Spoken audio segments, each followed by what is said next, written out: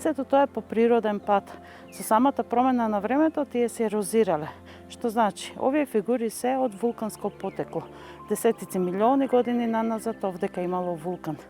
Ние денеска се наоѓаме на тлото од вулканот или кратерот, од каде што избирала лавата и по целиот процес на лавата самиот минерал доаѓа до соединување со почвата и се формирала природна смеса која што при самите временски промени таа е погодна за обликување на фигури и како што може да забележиме сите овие фигури на нам ни наликуваат на кукли, затоа ги нарекуваме камени кукли.